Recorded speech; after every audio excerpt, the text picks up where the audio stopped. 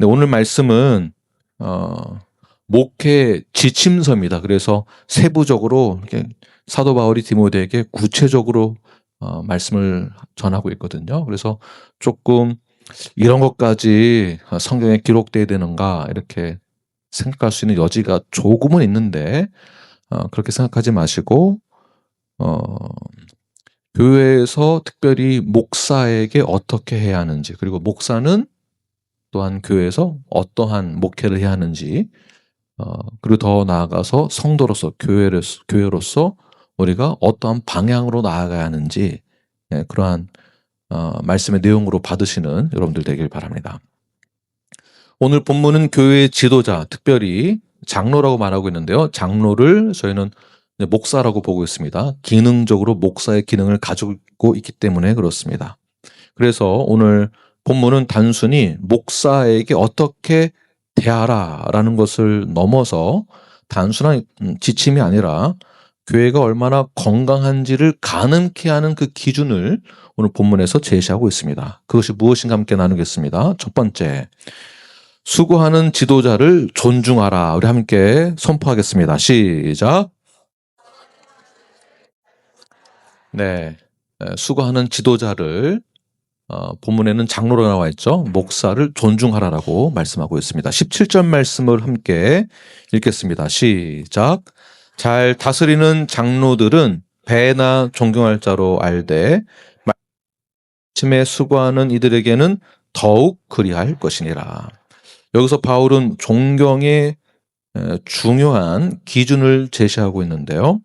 존경의 기준은 직분 그 자체만을 말하고 있는 것이 아닙니다. 그 직분이 가지고 있는 내용과 태도에 대해서 말을 하고 있는 것입니다. 즉 사역의 내용, 그 지도자가 가지고 있는 사역의 내용과 태도가 무엇인지에 대해서, 그 부분에 대해서 존중을 해야 된다. 시대적 상황을 보게 되면 당시 유대교적 관점으로 보았을 때 지도자의 개념, 장로의 개념은 회당을 관리하고 재판을 주관하는 71명의 장로들이 있었습니다. 네, 장로도 구성된 공회가 있었습니다. 그래서 사실적으로 최고의 법적 권력을 행사할 수 있는 직분이 이제 장로라고 보는 것입니다. 그러나 오늘 본문에 등장하는 장로의 개념은 잘 다스린다라는 개념에서 권력을 행사하는 것이 아니라 장로로서, 즉 목사로서 교회의 성도들을 잘 돌보고, 얼마나 잘 돌보고 있는가, 잘 돌보고 있는 지도자, 그리고 성도들을 잘 품고 책임지고 말씀으로 인도하고 영혼의 무게를 짊어지고 있는 그러한 장로를 존중하라라고 말하고 있는 것입니다. 그러한 차원에서 그 장로를 목사의 역할이라고 보는 것이죠. 말씀 사역을 하는 자라고 보는 것입니다. 자, 이 말씀 사역을 하는 장로에 대해서, 목사에 대해서 바울은 무엇을 강조하고 있을까요? 잘 다스리는 자를, 수고하는 그 자를 강조하고 있죠. 수고하고 있는, 그리고 잘 다스리고 있는. 그러니까 수고하고 잘 다스린다의 개념, 그 내용이 무엇입니까? 말씀과 가르침을 전하는 자, 목사의 직분을 감당하는 자. 그래서 말씀과 가르침에 수고하는 이들을 강조하고 있는 것입니다. 자, 그것을 강조할 때 목사에게 어떻게 하라? 네, 존중하라. 그것도 배나 존중하라. 여러분들은 지도자에게, 사역자에게 존중을 할 때, 그것도 배나 존중할 때 어떠한 식으로 존중하시겠습니까? 목사를 잘 대접하라. 이런 것이 아니라 목사에게 식사를 잘 대접해라. 밥도 잘 차려줘라. 제일 먼저 챙겨줘라. 찬물도 위아래가 있다. 목사가 나이는 어리지만 그래도 목사니까 잘 챙겨줘라. 이런 식의 존중을 말하는 것일까요? 존중하라, 배나 존중하라라는 것은 목사가 하는 말씀을 가르치는 그 사역, 그 내용을 말하는 것입니다. 말씀을 가르치는 사역을, 그 사역에 대해서 가볍게 여기지 말아라라는 뜻입니다.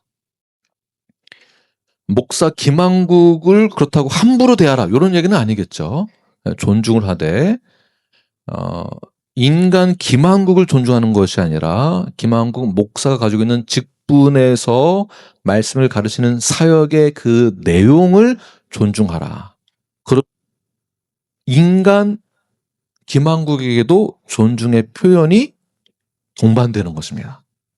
왜냐하면 말씀을 전하는 자에 대해서 존중하지 않는다면 말씀을 듣는 자들은 그 존중의 마음이, 말씀에 대한 내용에 대해서 존중하는 마음이 상실되어지기 때문에 그렇습니다. 말씀을 준비하고 가르치는 일들은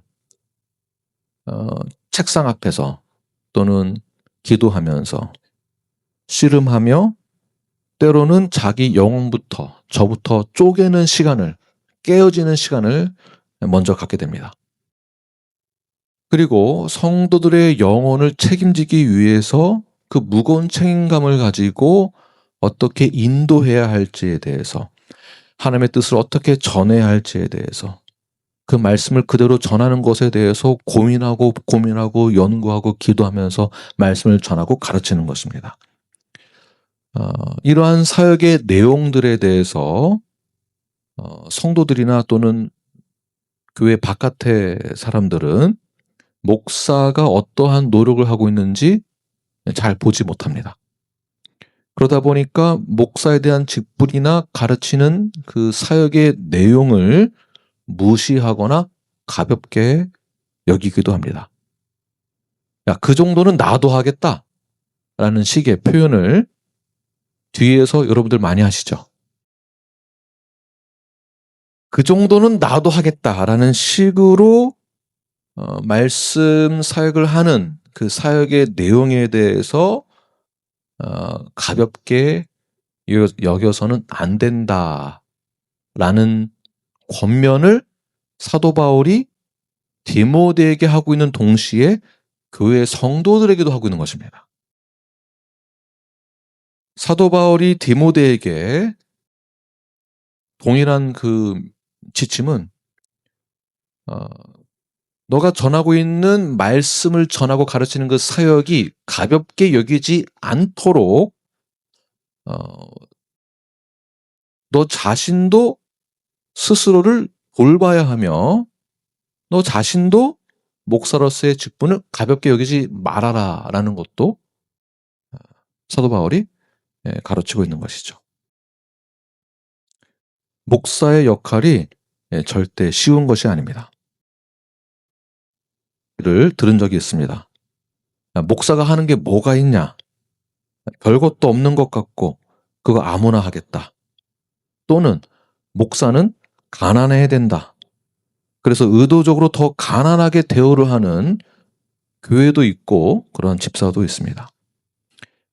장로들이나, 여기서 말하는 장로는 이제 목사입니다. 목사들의 임금 책정을 놓고 이제 고민을 하고 교회에서 정할 때 목사의 임금은 가장 낮게 책정을 해야 된다. 여러분, 목사가 가난해야 은혜로운 것이겠습니까? 그렇게 말하는 분들이 상당히 많습니다. 목사가 가난하고 힘들어야 더 영적이다. 이러한 말이 굉장히 그럴듯해 보이지만 성경에서 절대 그렇게 말하고 있지 않습니다. 그렇다고 떵떵거리며 부자처럼 살아야 된다. 이런 것도 아닙니다. 물론 교회 목회자는 기꺼이 함께 짐을 지어야만 합니다. 저도 그러한 마음과 자세, 그런 준비가 되어 있습니다. 그러나 의도적으로 목사는 가난해하기 때문에, 낮아져야 되기 때문에 일부러 의도적으로 가난하게 해야 된다라는 식의 반응으로 임금을 책정해서는 안 됩니다. 오늘 본문의 내용이 그런 내용입니다. 그것은 존중하라는 차원에서의 내용입니다. 그러니까 존중을 어떻게 해야 되는 것인가 라고 했을 때 말씀 사역의 가치가 더욱더 높아질 수 있도록 거기에 해당되는 존중을 표현을 해야 된다는 것이에요. 가볍게 여기지 않도록. 그렇다면 바울이 목사를 배나 존경하라고 했을 때에 구체적으로 어떻게 존경하라고 하는 것일까요? 18절 말씀을 함께 읽겠습니다. 시작. 은 소의 입에 망을 씌우지 말라 하였고 또 일꾼이 그 삭슬 받는 것은 마땅하다 하였느니라. 17절과 18절 말씀이 어떻게 연결되는지 여러분 자세히 들으셔야 됩니다. 곡식을 밟아 떠는 소의 입에 망을 씌우지 말라. 이것은 신명기 25장 4절 말씀을 그대로 바울이 인용하는 것입니다. 유대인들은 평상시에 소의 입에 망을 씌워놨습니다. 왜 그랬을까요? 평상시에는 소가 일을 하지 않을 때에는 입에 망을 씌워서 곡식들을 이렇게 보호했습니다. 밭을 해치지 않도록. 그러나 밭에서 일을 하고 있는 소에게는 망을 씌우지 말아라. 왜 그럴까요? 일을 하는 동안에는 언제든지 먹을 수 있도록 해야 된다. 그래야 소가 힘을 내서 일을 하지 않겠느냐. 일을 하는 동안에는 먹어야만 하는 권리가 있다라는 뜻입니다. 다시 말해서 바울이 이 소의 입에 망을 씌우게 하지 말라라는 것을 어떻게 표현하고 있는 것이냐면 말씀 사역도, 말씀을 전하는 사역도, 가르치는 사역도 그러한 장로나 목사도 동일하다라는 것입니다. 동일하게. 그 삭슬 받는 것이 마땅하다. 그런데 교회가 무너질 때에 가장 먼저 무너지는 것이 무엇인지 아십니까? 건물도 아니고요. 성도 숫자도 아니고 프로그램도 아니고 질서입니다. 질서가 무너질 때에 가장 먼저 교회는 흔들리기 시작합니다. 그 질서가 무너지면 그러니까 성경적인 질서를 말하는 것입니다. 성경적인 질서가 무너지면 성경적이지 않은 것, 개인의 생각이나 철학이나 세상적인 그러한 입장이나 이런 것을 토대로 하여서 어떻게 목사가 뭐 하는 것도 없는데 그럴 수 있느냐라는 식의 생각을 우리 성도들에게 심어주는 말들을 하는 순간 교회는 여기서부터도 무너질 수 있다는 것입니다. 이런 질서도 이것도 질서 중에 하나이기 때문에 그렇습니다. 교회가 목회자에게 책임을 다하여서 해줘야 될 것이 있다라는 것입니다. 그렇지 않게 되면 이런 질서가 무너지면 그러한 교회는 정치적인 교회로 분명히 바뀌게 됩니다. 기준이 바뀌게 되고요. 인간적인 교회로 바뀌게 되고 사업을 하는 교회로 바뀌게 됩니다. 그러므로 말씀을 전하고 가르치며 수고하는 지도자를 배나 존중하시는 여러분들 되길 바랍니다. 여러분 한번 생각해 보십시오. 교회는 또는 나는 목사를 배나 존중하고 있는가? 말씀을 전하는 자로 존중하고 있는가? 아니면 인간적으로 존중하고 있는가?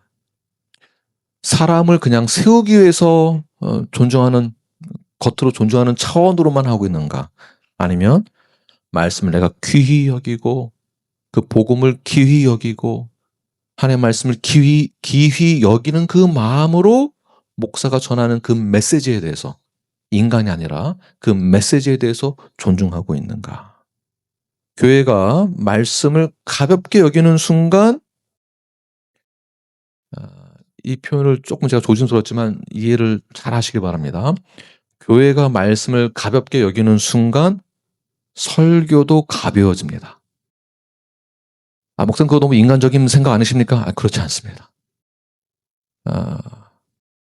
그렇다고 너무 과하게, 부하게라는 것도 아닙니다. 설교가 가벼워지는 순간 성도의 삶도 가벼워질 수 있습니다. 그러나 교회가 말씀을 귀히 여기는 순간 말씀을 듣는 모든 성도들은 하나님의 말씀에 또는 그 두려움 앞에 온전히 서게 되는 하나님을 경외하는 자가 될 줄 믿습니다. 그러면 성도는 진리 위에 바로 이때야 비로소 진리 위에 바로 세워지게 됩니다. 자, 제가 목사를 배나 존경하라라는 것은 사람을 높이라는 말이 절대 아닙니다. 말씀을 높여야 된다라는 메시지입니다. 이것을 잘 기억하시는 여러분들 되길 바라며, 두 번째는 지도자는 보호에 면책 받는 것은 아니다라는 것이죠. 대통령이라고 해서 죄를 지었는데 면책 받을 수 있을까요?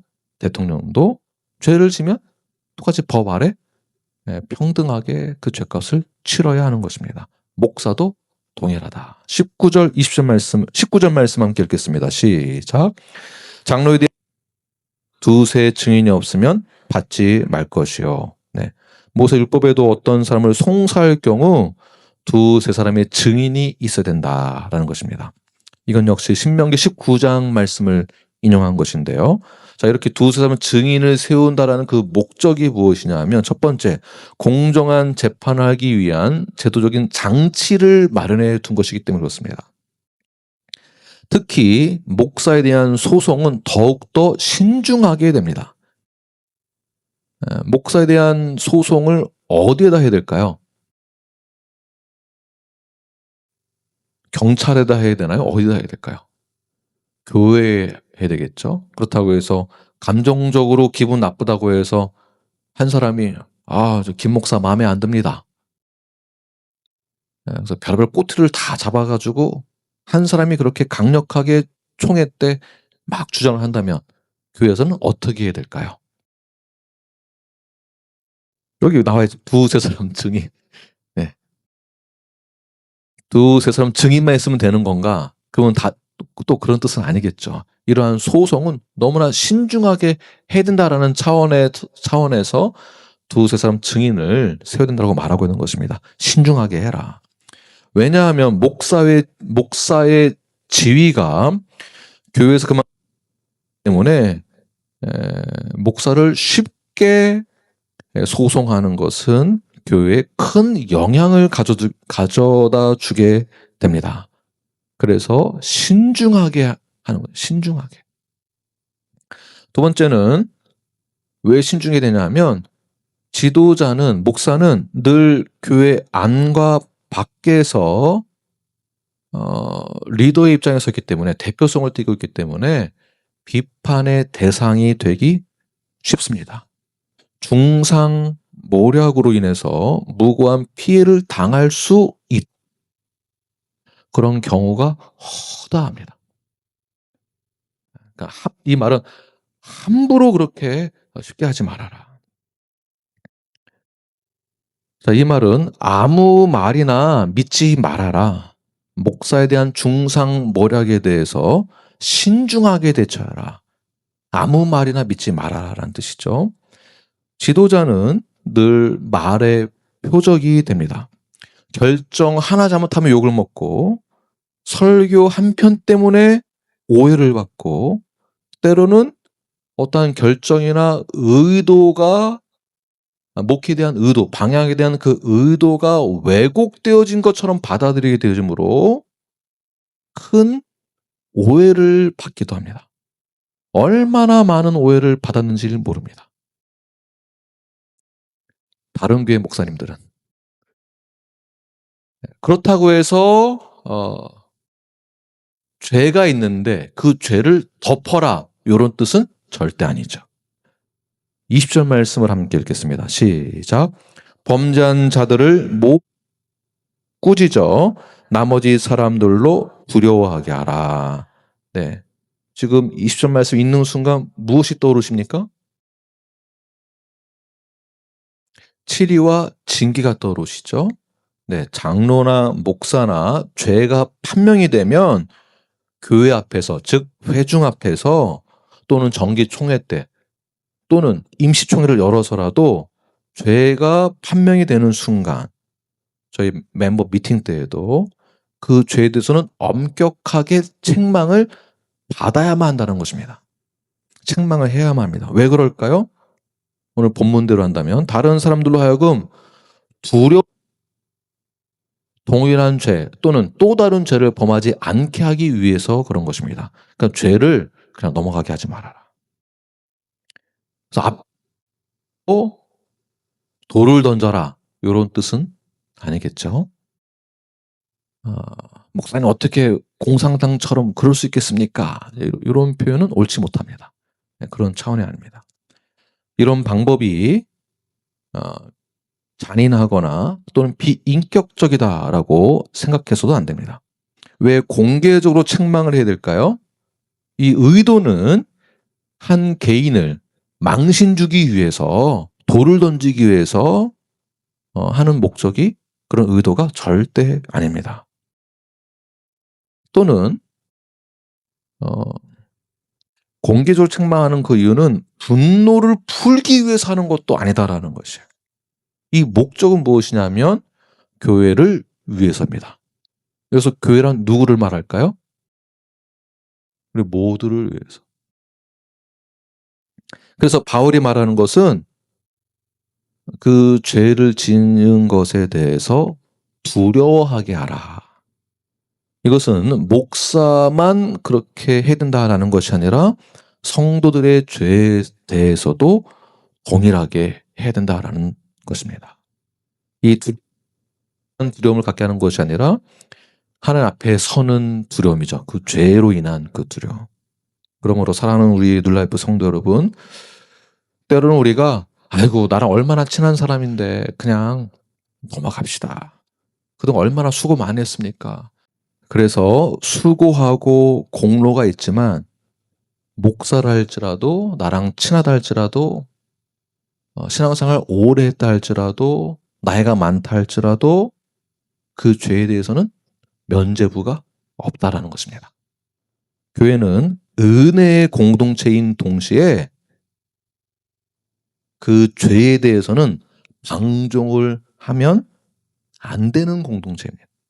그냥 은혜롭게 넘어가자라는 식으로 하지 마시길 바랍니다. 21절 말씀 읽겠습니다. 시작.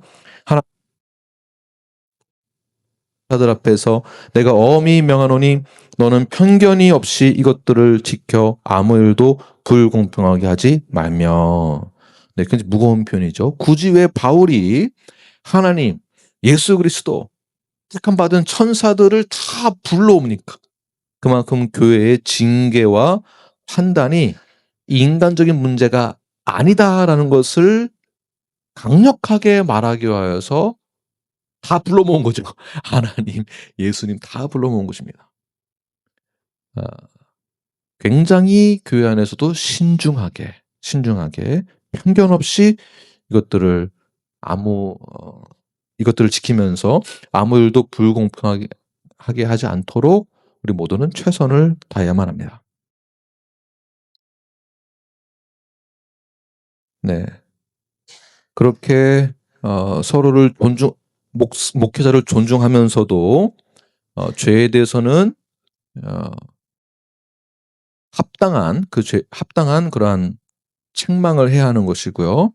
그렇게 하는 것만이 교회를 거룩하게 지킬 수가 있습니다. 더 구체적으로는 오늘 본문에서 말하고 있는 것은 더 구체적으로 처음부터 이러한 사람은 안수 주면 안 된다라고 표현을 합니다. 첫 번째, 안수는 서둘러서 하지 말라고 말하고 있는데요. 22절 말씀 읽겠습니다. 시작. 아무에게나 경솔히 안수하지 말고 다른 사람의 죄에 간섭하지 말며 내 자신을 지켜 정결하게 하라. 네, 아무에게나 경솔히 안수하지 말아라. 올데인을 말하는 것인데, 우리 집사님도 안수 집사님이세요. 그래서 올데인 받은 겁니다. 올데인 받았다라는 것은 단순한 형식이 아니라 공적인 승인이에요. 우리 모든 교회 성도들이 공적으로 세운 집사님이고 저도 목사가 되는 것이죠. 자, 이 말은 교회가 그 사람의 안수받은 그 사람의 삶과 그 사역에 대해서 모든 것을 다 동의하겠다라는 승인이 되는 것입니다.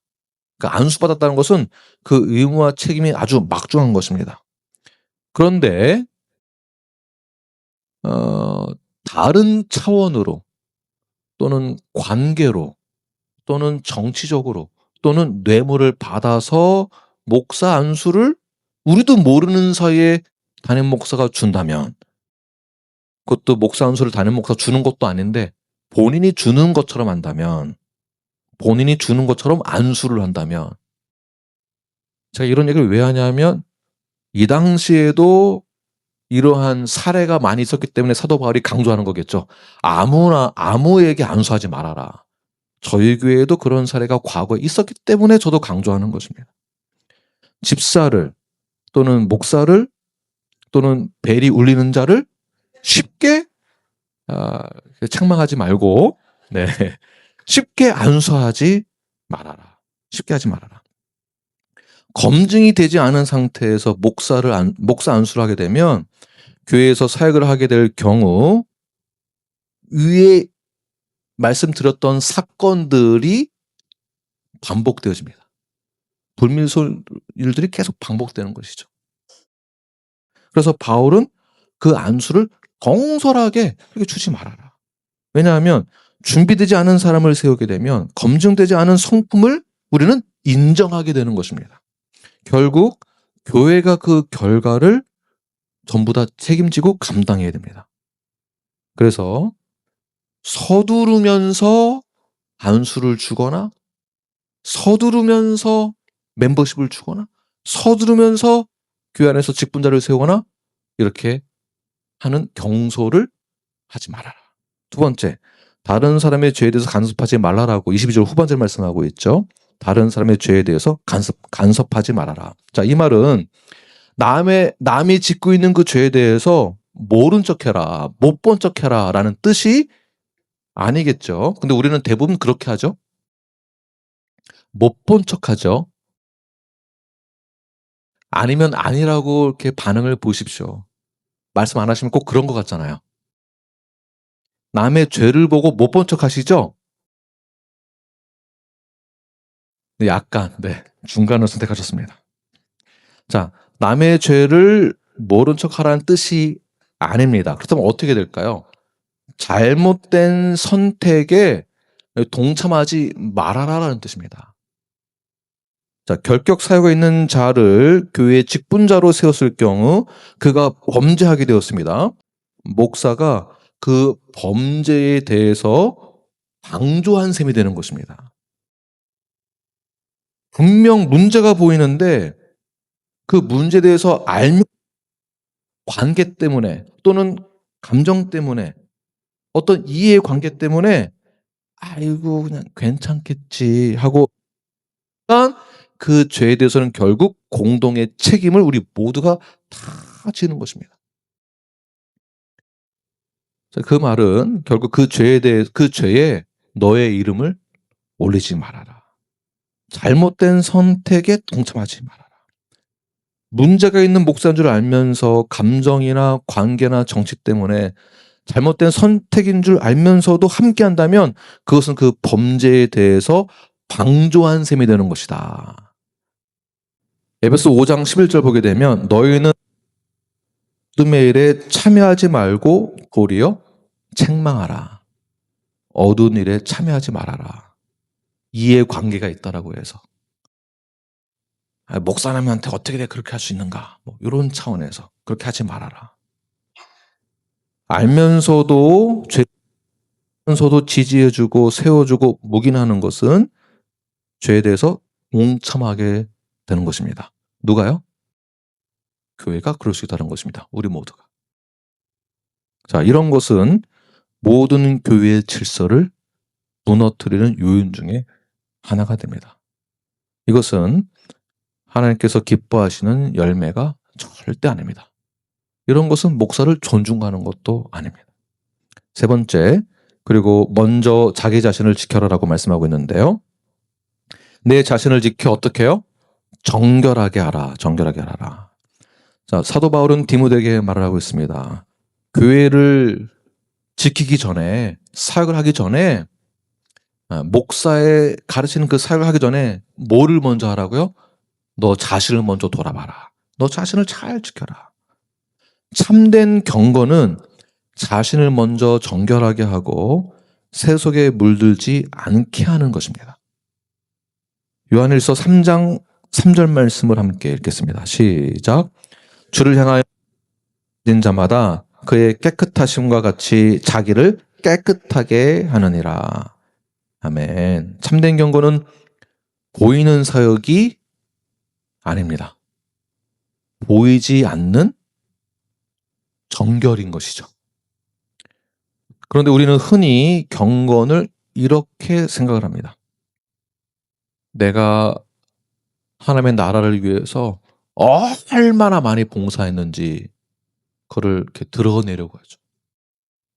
하나님의 나라 봉사하고 사역하고 선교하고 영권하고 내가 얼마나 헌신했는지를 그 높낮이를 이렇게 보여주면서 마치 본인이 경건한 것처럼 나타내려고 합니다.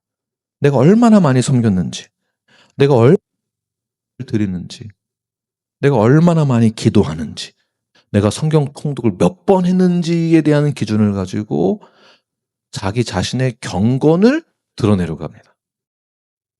그러나 그 경건은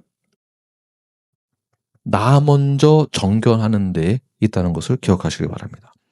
왜냐하면 사역이 사실은 일입니다. 일할 때에는 일하는 거는 나를 잠시 속일 수 있습니다. 열심히만 하면 되는 거거든요. 그러니까 열심히는 팍 합니다. 근데 사람들이 없으면 엄청 게으릅니다. 누가 보기 시작하면 막 땀 닦고 이렇게 되는 거죠. 말하는 거, 그러니까 말 잘하시는 분들은 특별히 조심하시길 바랍니다. 말로는 얼마든지 자기 자신이 경건한 척하는 것을 포장할 수 있습니다.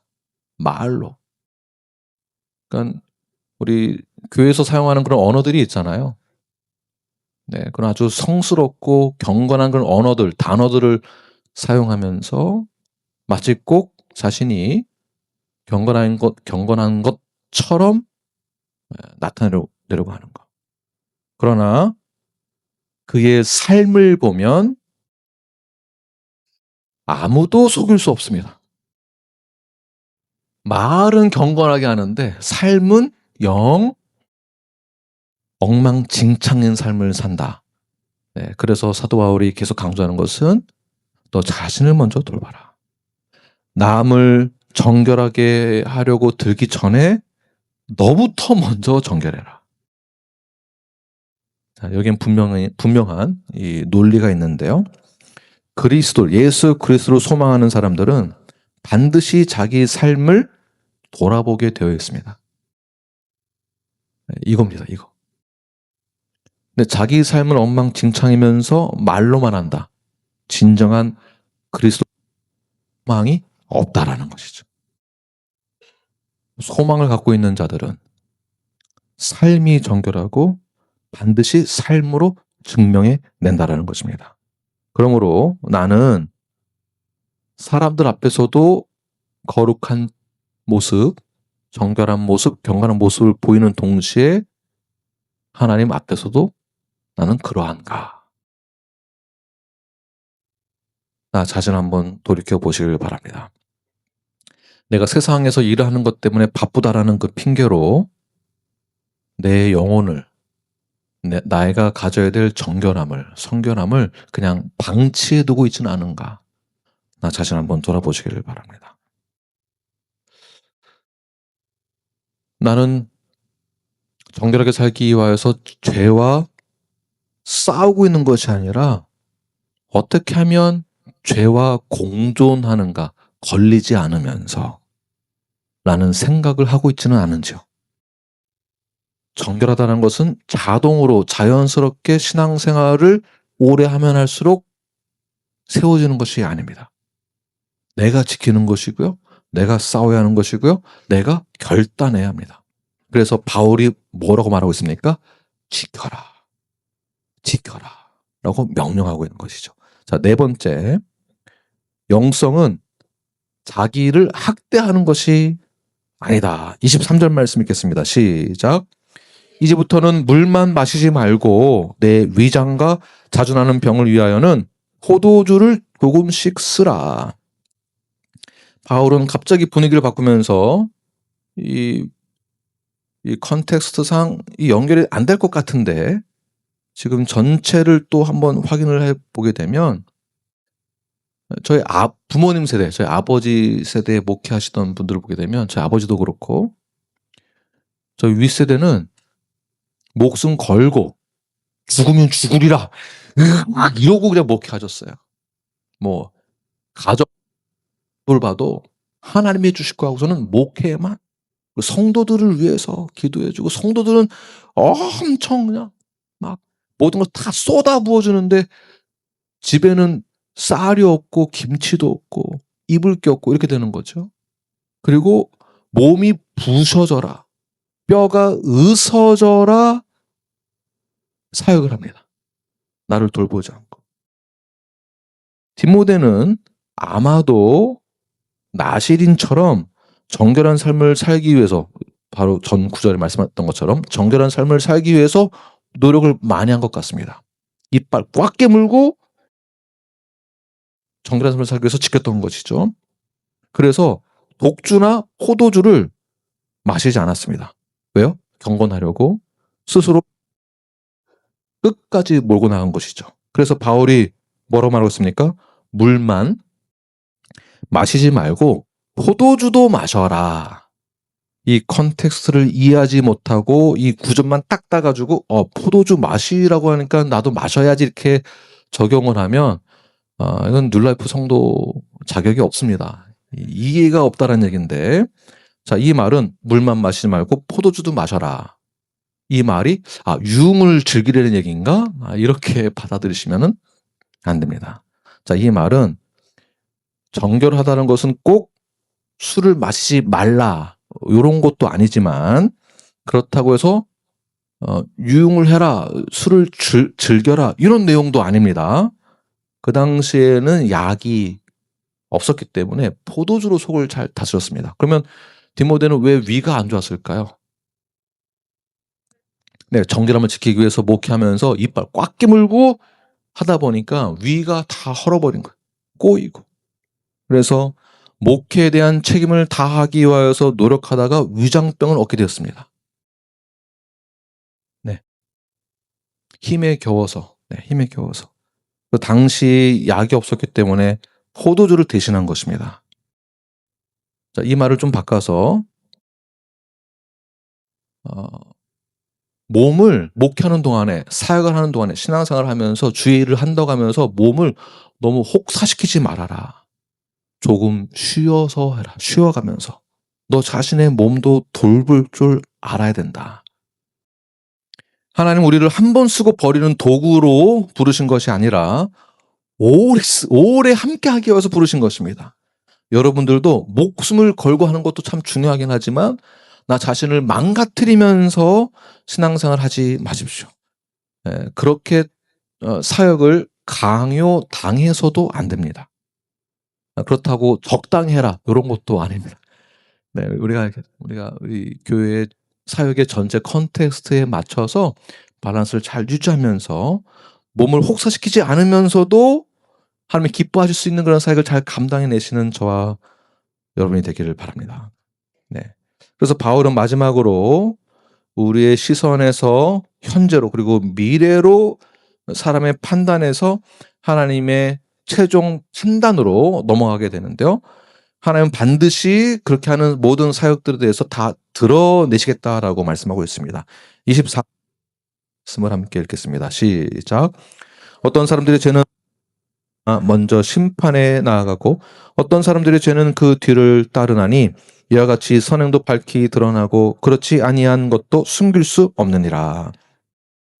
이 말씀 우리를 조급하게 만들기도 하고 반대로 또 안심하게 만들어주는 내용이긴 합니다. 어떤 죄는 반드시 금방 드러나는 것도 있지만 또 어떤 죄는 시간이 지나야만 드러나는 것도 있다. 그러나 중요한 것은 무엇이냐? 모든 죄는 결국 다 드러난다. 네. 그리고 교회 안에서 사람의 눈은 속일 수는 있는데 그 직분도 속일 수 있는데 말과 사역도 포장할 수 있는데 중요한 것은 하나님은 그 누구도 속일 수 없다라는 것입니다.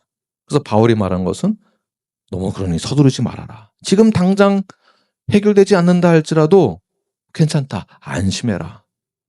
결국 죄도 밝히 드러나고 무엇도 드러날까요? 선행도 난다.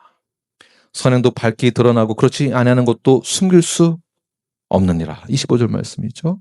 그러므로 우리 모두가 함께 교회 안에서 공동체 우리 건강교회를 세워나갈 때 내 모든 사역과 헌신과 섬김을 아무도 몰라줘도 결국 언젠가는 하나님이 그 순종의 섬김의 모든 것을 다 드러내게 하신다. 내가 이거 조금 알아주지 않았다고 해서 삐지지 마시고 기분 나빠하지 마시고 그것을 누가 이렇게 기록하지 않았다 할지라도 말없이 묵묵히 감당하고 있는 그 사역 가운데에 사람은 잊을 수 있으나 사람들은 그냥 지나칠 수 있으나 하나님은 반드시 기억하고 계신다. 그리고 드러내신다. 내가 감당하고 있는 사역 아무도 몰라줘도 누가 박수 쳐주지 않아도 하나님은 다 알고 계신다. 그리고 여러분이 섬기는 모든 우리 교회 안에서의 모든 사역들과 모든 것 하나님이 다 아신다라는 것. 죄도 잊지 아니하시고 다 아시고 여러분의 섬김과 선행도 헌신도 하나님이 다 알고 계십니다. 마지막에 주님 오시는 그날 이미 드러난 죄에 대해서도 그때 심판대 앞에 다 서게 될 것이고요. 지금 같지만 그때가 되면 다 드러납니다. 다 드러납니다. 그러나 선행도 우리의 섬김도 헌신도 지금은 빛이 나지 않지만 그때가 되면 다 드러난다. 그러니 지금 억울해하지 마시고 나 인정받지 못했다고 남 탓하지 마시고 불평하지 마시고 오늘 말씀 가운데 우리 교회가 다 위로받고 하나님 나를 향하여서 우리 교회가 서로를 말씀을 존중하면서 거룩함으로 세워지는 건강한 교회가 되길 간절히 축원합니다. 기도하겠습니다.